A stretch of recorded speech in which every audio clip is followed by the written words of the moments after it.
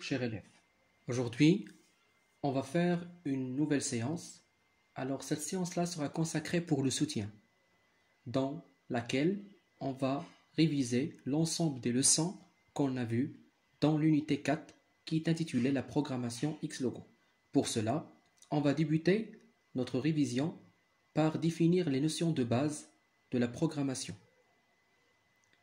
Alors, on commence par définir c'est quoi un programme informatique. Alors, un programme informatique, c'est une suite d'instructions et d'ordres successifs qu'on donne à une machine pour exécuter une tâche bien précise.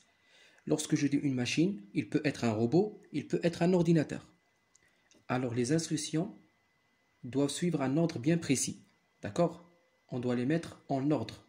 Sinon, on ne va pas aboutir au résultat souhaité. Dans un deuxième temps, on a parlé de ce qu'on appelle un langage de programmation. Alors, un langage de programmation veut dire que lorsqu'on programme un ordinateur, revient donc à communiquer avec lui dans un langage compréhensible par la machine, comme pour le programmeur, c'est-à-dire celui qui va programmer la machine. Tous les langages de programmation comportent des instructions qui permettent à l'ordinateur ou bien à un robot d'effectuer des opérations d'entrée ou de sortie de données, de faire des opérations de calcul comme l'addition, la soustraction, la multiplication, la division et même des opérations plus sophistiquées. Et finalement, il permet aussi de prendre quelques décisions logiques, comme par exemple le et logique, le o logique, etc. Maintenant, on passe à la définition du langage Logo, qui est notre thème de cette unité. Alors, le langage Logo, c'est un langage de programmation qui a été développé par Seymour Papert, c'est un scientifique français, en 1967, comme un langage d'apprentissage pour les enfants. Il permet ce langage de dessiner des figures géométriques. D'accord? Alors, il joue deux rôles. Le premier rôle, c'est apprendre la programmation et de même utiliser les mathématiques et la physique pour répondre à des exercices de programmation. Alors, le langage Logo a son propre vocabulaire. Alors, parmi les éléments de base du langage Logo, ce sont les primitives. Alors, c'est quoi une primitive? Alors, une primitive est une instruction ou opération élémentaire exécutable par la tortue, c'est-à-dire c'est un ordre qu'on donne à la tortue pour réaliser une tâche bien précise. Alors, ces primitives peuvent être écrites en majuscule ou bien en minuscule. Ça donne la même chose. Alors maintenant, on va passer pour parler un petit peu de ces primitives en utilisant le logiciel Xlogo. Alors ici, nous avons la tortue au centre et voilà notre espace de travail. On va essayer d'appliquer quelques primitives de base. Alors la première primitive, AV, qui veut dire avancer. Par exemple, si je dis AV 100, il va avancer de 100 pas. Si je mets par exemple TD, qui veut dire tourner droite 90 degrés, il va tourner la tortue 90 degrés. D'accord? Si je mets par exemple TG 90 degrés, la tortue va tourner gauche 90 degrés. Si je veux que la tortue recule, je dois utiliser la commande RE qui veut dire reculer et je mets par exemple 100. Voilà.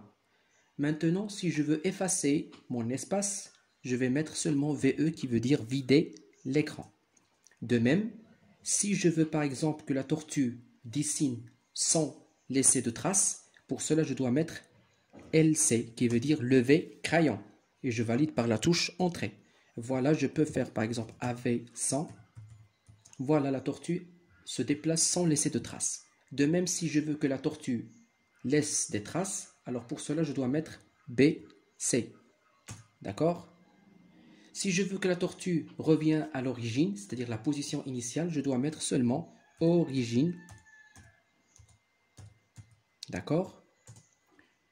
Et de même, je peux mettre aussi F-pose, c'est-à-dire la position de la tortue, et je mets entre deux accolades 0, 0, pour indiquer 0 pour l'axe des abscisses et 0 pour l'axe des ordonnées. D'accord?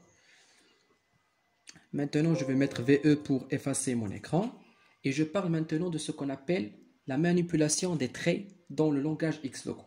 Alors, pour fixer la taille de crayon, il suffit de faire FTC. Et je vais mettre, par exemple, un numéro pour l'épaisseur du trait.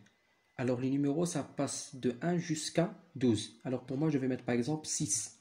Voilà. Si je mets par exemple AV100, la tortue va dessiner un trait avec une épaisseur de 6. D'accord? De même, on va passer maintenant parler un petit peu des couleurs. Si je veux que la tortue dessine avec une certaine couleur, il suffit de mettre par exemple FCC. D'accord?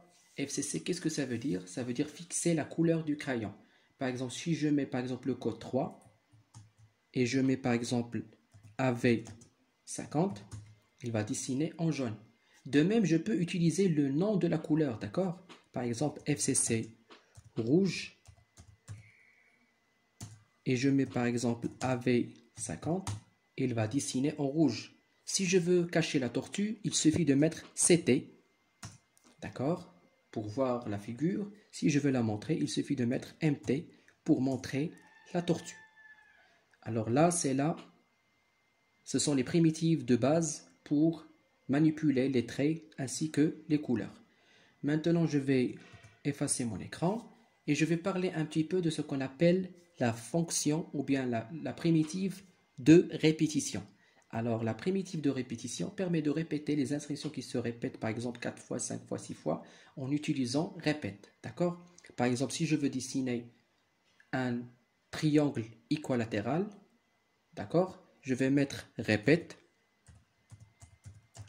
3 fois et j'ouvre la collade et je vais mettre par exemple AV100, TD 120. Pourquoi j'ai mis 120?